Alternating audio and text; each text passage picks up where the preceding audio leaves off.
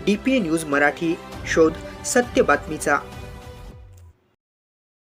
नमस्कार, आपण बघत आहे DPA न्यूज मराठी। सध्या आपण आहो खडसंगी जवळच्या एक बरसगाड या गावामध्ये आहो आणि सध्या या ठिकाणी जर पाहिलं तर वाघाने एका मनुष्याला ठार केलेलं आहे आणि या ठिकाणी असंख्य गावातील नागरिक जे आहे, या ठिकाणी बाहेरगावून सुद्धा आलेले नागरिक जे आहे, त्यांची जे काही मागणी आहे त्या मागणीला धरून या ठिकाणी जे ठिय्या सध्याच्या परिस्थितीला जे मृतदेह आहे ते सुद्धा या ठिकाणी ठेवलेलं आहे।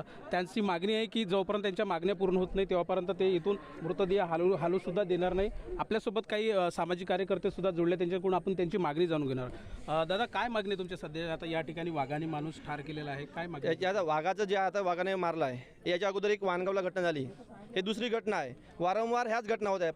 पहिला आमचा एक प्रश्न आहे की वाघाले तुरंत जेल बंद करा आणि दुसरी मागणी आहे की जे त्यांच्या मुलाला एक शासकीय नोकरीत घ्यावा।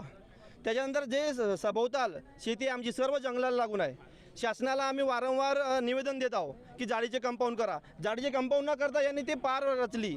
जर वाघ याकडे राहिला तर काही दिसून पडत नाही। किती दिवसापासून तुम्ही हे मागणी करताय? आम्ही 2 वर्षांपासून कंटिन्यू वागणे चालू आहे। याच्यावर काही पत्रव्यवहार केले का? केलं आहे पत्रव्यवहार, आमच्या गोष्टी आहे त्याच्यावर। शासनाकडून याच्यावरती काय तोडगा? काही तोडगा आलेला नाही आहे। शासन आमचे फक्त मनुष्य बळी घेण्याचं काम केलं आहे। काय मागणी आहे तुमची आताच्या घडीला? जोपर्यंत आमचे प्रयत्न उचलू देणार नाही, जोपर्यंत पहिलं एक मागणी आहे की वाघाला पहिलं जेल बंद करा।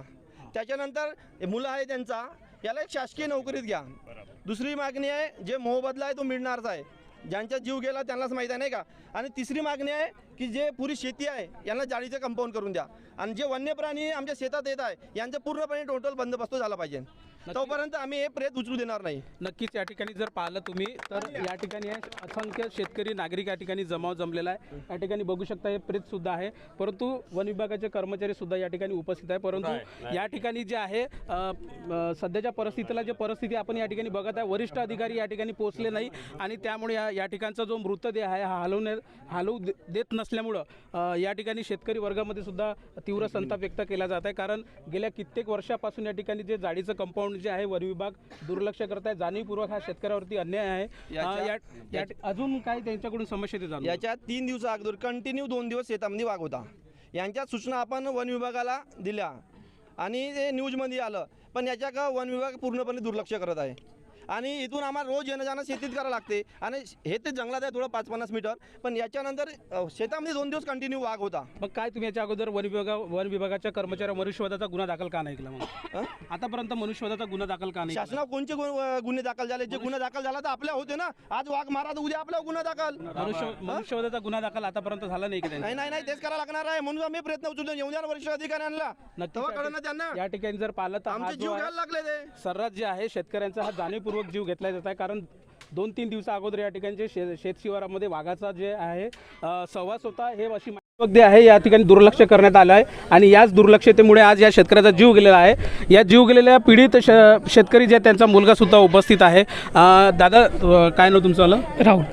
सध्या तुमच्या आता या ठिकाणी जे आहे वाघाने ठार केलेला आहे तुमच्या वडिलाला, कधी माहीत पडलं तुम्हाला? हे आम्हाला 4 वाजता 4 वाजता माहीत पडलेलं आहे। कधी शेतामध्ये आले होते की तुमचं शेत आहे?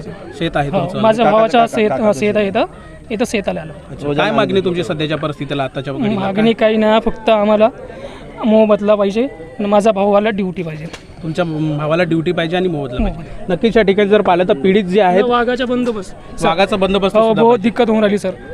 नक्कीच या ठिकाणी जर पाहिलं तर वन विभाग जे आहे हे या ठिकाणी बफर झोन आणि वाईल्ड लाईफ सुद्धा दोन्ही याच ठिकाणी लागलेला आहे, बाउंड्री आहे।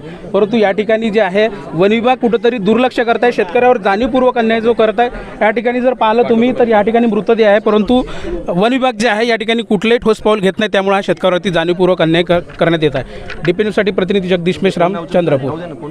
ताज्या घडामोडी व अपडेट जाणून घेण्यासाठी आताच DPA न्यूज चॅनलला सबस्क्राईब करा आणि बेल आयकॉन क्लिक करायला विसरू नका।